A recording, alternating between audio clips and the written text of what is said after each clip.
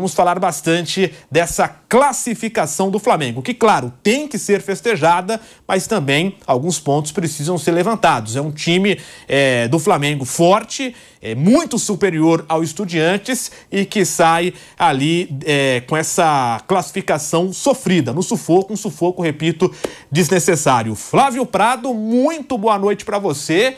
É um Flamengo que na Libertadores chama atenção.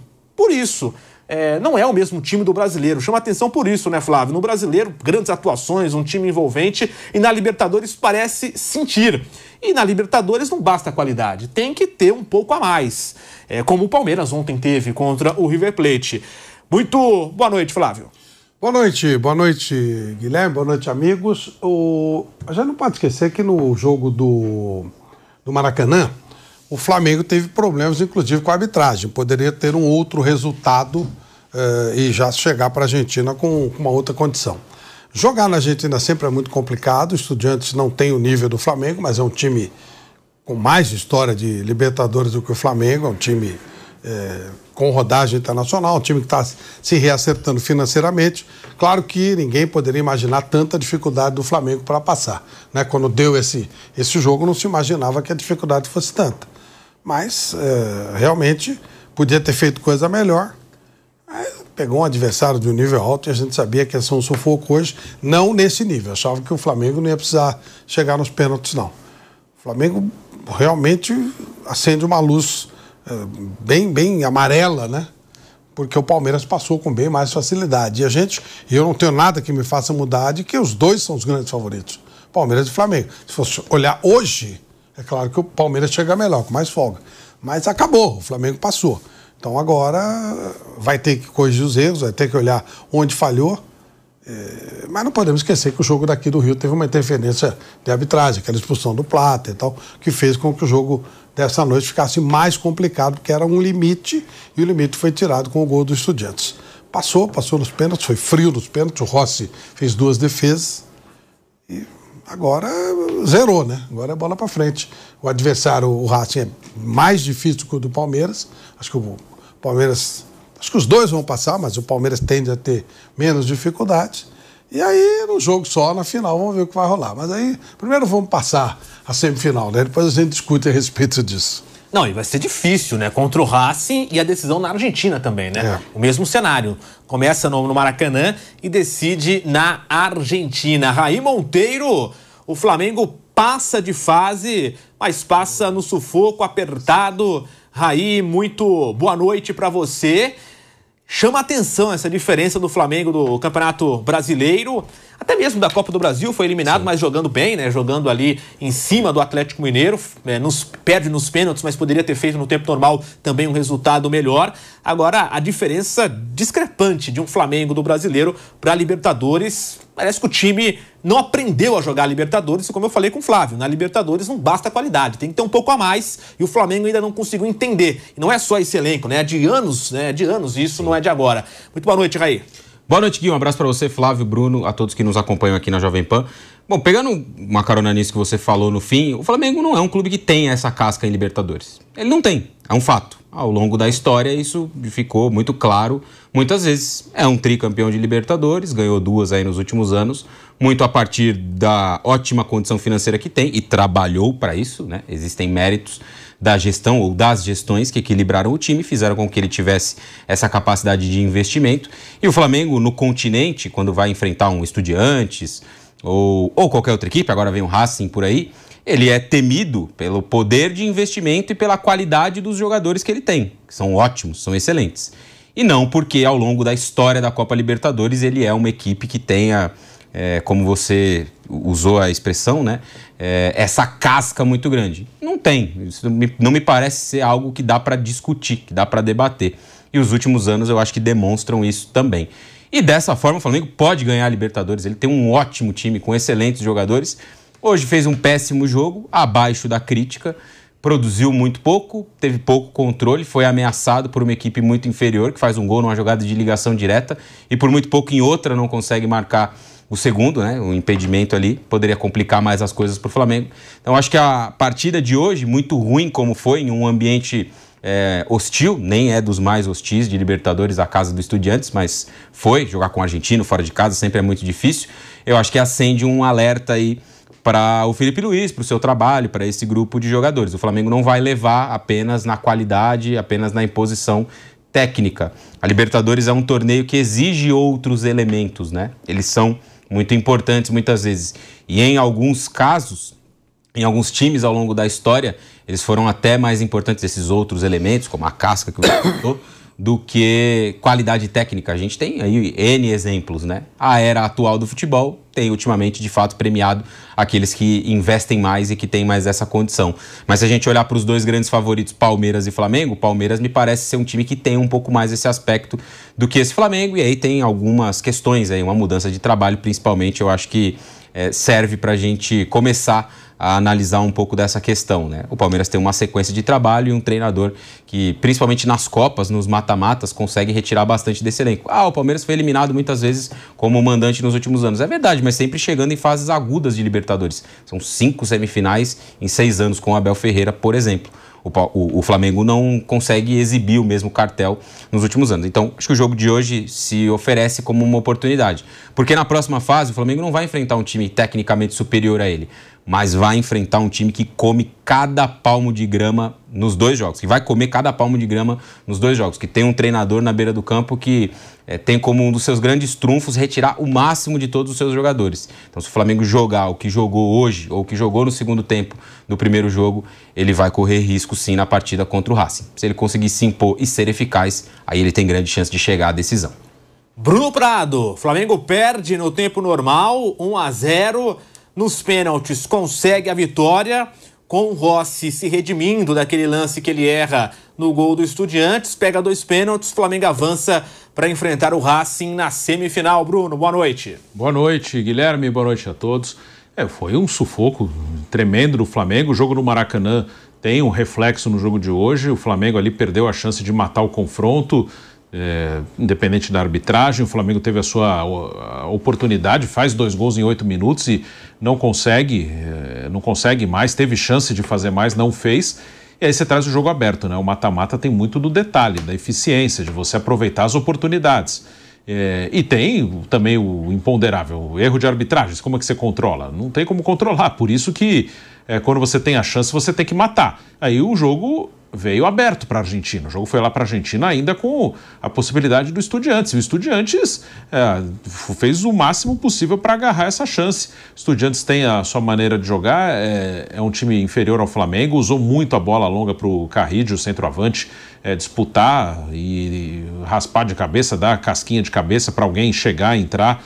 Tentou isso no lance até do primeiro gol, a bola passou por ele, sobrou no Benedetti, ele bateu, e no gol anulado também, foi a mesma jogada, a bola longa, o Carrillo tocando de cabeça, só que aí o mesmo Benedetti estava impedido e o gol foi anulado, né? E o Flamengo não conseguiu se impor em alguns momentos, conseguiu se colocar no campo do Estudiantes, ficar com a bola, teve as suas oportunidades, mas não ficou clara a diferença técnica de um time para o outro. Então foi um jogo realmente mais favorável para o time do Estudiantes. Foi equilibrado, não acho que o Estudiantes foi dominante, mas o Flamengo não conseguiu impor o seu jogo de mais qualidade técnica, não conseguiu, né? O Estudiantes levou o jogo para um jogo mais brigado, mais físico, e isso é favorável para o time argentino. Nos pênaltis conseguiu passar, o Rossi fez 2 defesas, o Flamengo segue na competição e obviamente é um forte candidato. O time do Flamengo tem muita qualidade, claro que ele pode ganhar a Libertadores, mas realmente o desempenho nesta competição está abaixo. Na fase de grupos ele se classifica num triplo empate com 11 pontos. LDU, Flamengo e Central Córdoba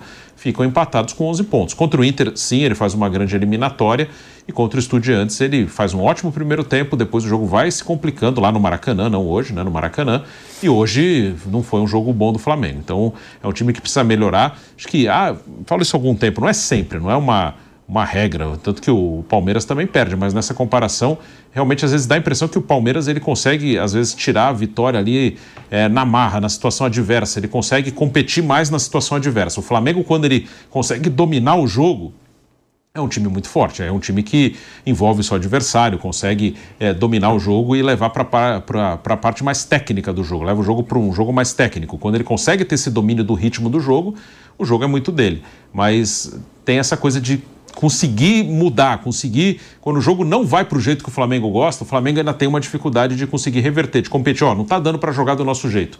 Vamos ter que brigar, vamos ter que lutar, vamos ter que se virar de outro jeito. Hoje, ok, conseguiu a vaga, mas perdeu o jogo. Ele não conseguiu competir de uma outra maneira. Acho que o Palmeiras tem mais isso ali de, não tá legal, não tá encaixando o nosso jogo, mas vai vender caro, vai ser duro ganhar.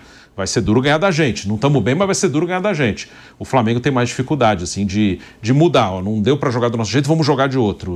Vamos jogar, vamos brigar mais, vamos ganhar aqui na marra. O Flamengo ainda tem mais dificuldade nesse cenário. Até comparando com isso, Flávio, esse ponto que o Bruno levanta, muita gente fala isso, que o mental do Palmeiras é mais forte em relação ao Flamengo. O Flamengo tem qualidade, isso é inegável, só que em alguns momentos, como o Bruno levantou, eu concordo bastante com o Bruno, o Flamengo em muitos momentos, quando tá ali pressionado, tá precisando reverter algum resultado, sai atrás do placar contra um time que necessariamente não é mais forte que o próprio Flamengo, ele sente mais. Você também tem essa avaliação que o Flamengo tem um mental assim mais fraco em relação ao Palmeiras? Essa é a comparação ao Palmeiras, mas nem precisa ser em relação ao Palmeiras, pode ser só a comparação com o Flamengo, de que em momentos assim a equipe sente muito o ambiente, o adversário, o cenário que é posto contra a equipe. Flávio.